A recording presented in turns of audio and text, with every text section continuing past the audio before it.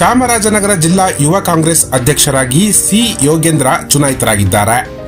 ಇತ್ತೀಚೆಗೆ ನಡೆದ ಯುವ ಕಾಂಗ್ರೆಸ್ನ ಆಂತರಿಕ ಚುನಾವಣೆಯಲ್ಲಿ ಅತ್ಯಧಿಕ ಮತಗಳನ್ನು ಪಡೆದು ಯೋಗೇಂದ್ರ ಜಿಲ್ಲಾಧ್ಯಕ್ಷರಾಗಿ ಚುನಾಯಿತರಾಗಿದ್ದಾರೆ.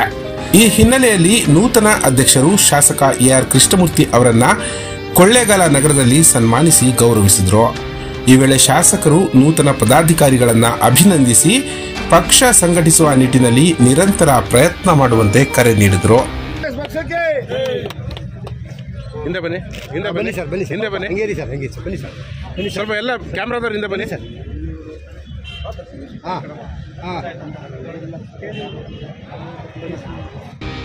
ಇನ್ನು ಈ ಸಂದರ್ಭದಲ್ಲಿ ನೂತನ ಪದಾಧಿಕಾರಿಗಳಾದ ಜಿಲ್ಲಾ ಉಪಾಧ್ಯಕ್ಷ ಚಂದನ್ ಪುಟ್ಟಬುದ್ದಿ, ಜಿಲ್ಲಾ ಪ್ರಧಾನ ಕಾರ್ಯದರ್ಶಿ ಡಿಕೆ ಸಚಿನ್, ರಾಜ್ಯ ಕಾರ್ಯದರ್ಶಿ ನಾಗೇಂದ್ರ ನಾಯ್ಕ, ಕೊಳ್ಳೇಗಾಲ ಅಧ್ಯಕ್ಷ ದರ್ಶನ್ ಸೋಮಶೇಖರ್, ಉಪಾಧ್ಯಕ್ಷ ಶಿವರಾಜು ಮದ್ದೂರು, ಬ್ಲಾಕ್ ಅಧ್ಯಕ್ಷ ಅಜಯ್, ಯಳಂದೂರು ಬ್ಲಾಕ್ ಅಧ್ಯಕ್ಷ ಪೃಥ್ವಿಸ್ವಾಮಿ ಉಪಸ್ಥಿತರಿದ್ದರು.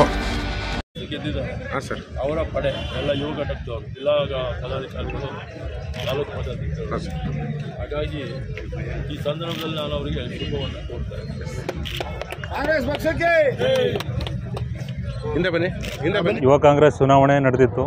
32 ದಿನಗಳ ಕಾಲ ಈ ಒಂದು ನಮ್ಮ ಪಕ್ಷದ ಆಂತರಿಕ ಚುನಾವಣೆ ನಡೆದಿತ್ತು. ಇದರಲ್ಲಿ ಕಳೆದ ವಾರ ಅಷ್ಟೇ ಫಲಿತಾಂಶ ಹೊರಬಿದ್ದಿದೆ. ಇದರಲ್ಲಿ ಪ್ರಥಮವಾಗಿ ಜಿಲ್ಲಾಧ್ಯಕ್ಷರಾಗಿ ನಾನು ಯೋಗೇಂದ್ರ ಸಿಯಾಗಿ ಆಯ್ಕೆಯಾಗಿದ್ದೀನಿ, ಚಾಮರಾಜನಗರ ಜಿಲ್ಲಾಧ್ಯಕ್ಷರಾಗಿ.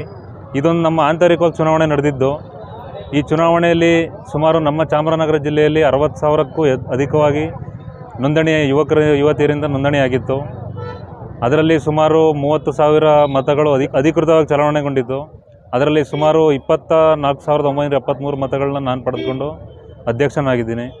ಜೊತೆಗೆ ನಮ್ಮ ಉಪಾಧ್ಯಕ್ಷರಾಗಿ ಸೈಯದ್ ಮೊಹಮ್ಮದ್ ಮುಸಾಯಬ್ ಅಂತ 3,365 ಮತಗಳನ್ನು ಪಡ್ಕೊಂಡು ಚುನಾವಣೆಯಲ್ಲಿ ಉಪಾಧ್ಯಕ್ಷರಾಗಿ ಆಯ್ಕೆಯಾಗಿದ್ದಾರೆ.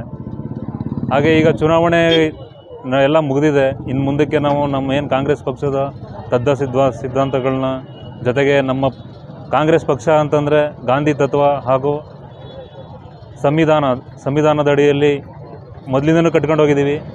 ನಮ್ಮ ಯುವ ಕಾಂಗ್ರೆಸ್ ಅಂದರೆ ಮೊದಲಿಂದನೂ ಪಕ್ಷ ಕಟ್ಟೋದ ಕೆಲಸನ ಮಾಡಿದ್ದೀವಿ, ಮುಂದೆನೂ ಮಾಡ್ತಿದ್ದೀವಿ ಅಂಥೇಳಿ.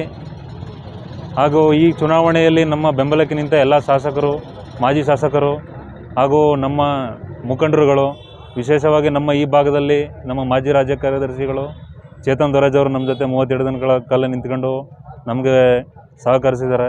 ಅವ್ರಿಗೂ ಧನ್ಯವಾದಗಳನ್ನ ತಿಳಿಸ್ತೀನಿ.